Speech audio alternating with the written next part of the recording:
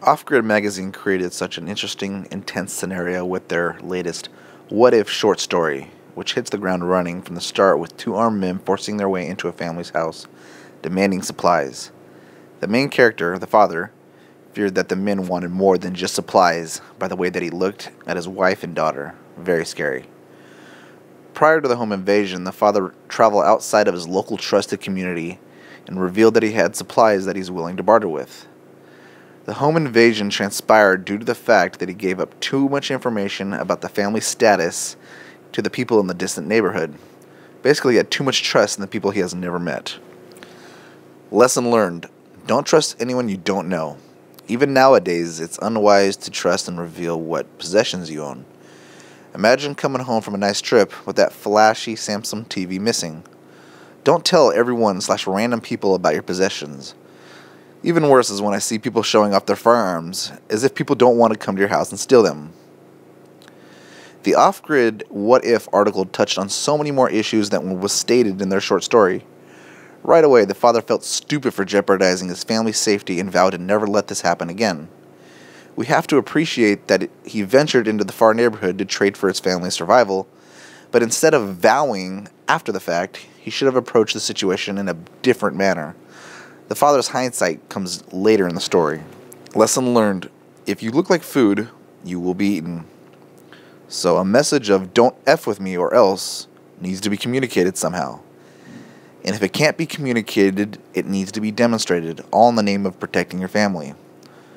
All of this needs to be done without jeopardizing the illusion of being non-approachable if a survival network is what you desire. The father wished he had made this a bit more clearer with his initial meeting with the men. Before we talk about bartering and trading for survival, we have to talk about a more pressing basic need: protection.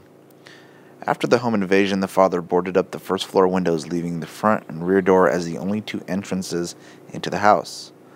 A lesson learned: if ever in a survival shootout situation, it is best to funnel the enemy into a position that you want them to be in. It is not desirable if the armed men have access to multiple entrances into the house. Lesson 2.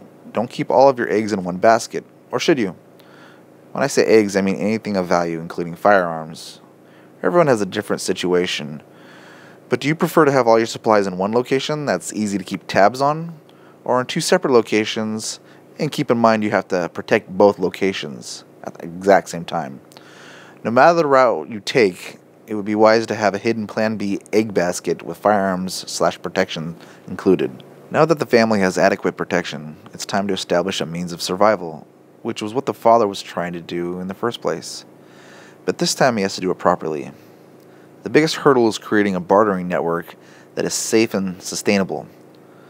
And seeing how he had no prior experience to doing this, he failed at the expense of robbery and a possible rape. Nowadays, people have no idea how to negotiate trade while keeping themselves safe, unless it's under the umbrella of the current economic system. Everything has a specific dollar value, and trading currency is safer and convenient with a debit or credit card. But too much reliance on the system creates a scary scenario if it fails. So, what should this family do? Better yet, what should we do to prepare ourselves in case an economic collapse? This was a great story that gave so much food for thought, with the most important message being how to stay safe. Moral of the story: be smart and keep yourself safe. The next hurdle is understanding how to be self-reliant and survive by bartering, which is what they touched on a bit but didn't explain in depth.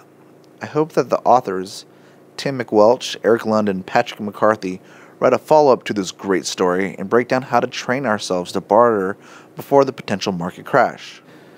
This art has been lost for the past 100 years, being self-reliant and trading goods with one's local community. Am I crazy to believe that we as Americans/America can become stronger if we focus on being self-reliant, and anything extra can be exported or imported? During World War II, England almost starved due to their supply lines being cut off, which goes to show that England could not sustain themselves without help of outside food and supplies. Before the war, England realized that it was too expensive to be self-reliant or create their own food when the import of food and supplies was much cheaper. They almost starved when the import lines were cut off. It's the same story right now here in the States right now. It is much cheaper to have goods imported in than it is to make them on our own. But does that mean we stop creating what is too expensive to create here? What happens when the import lines are cut off?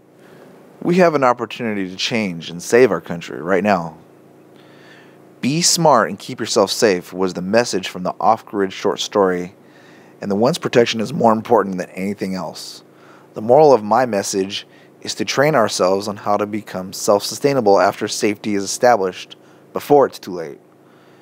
Stay tuned as we dig deeper into the subject.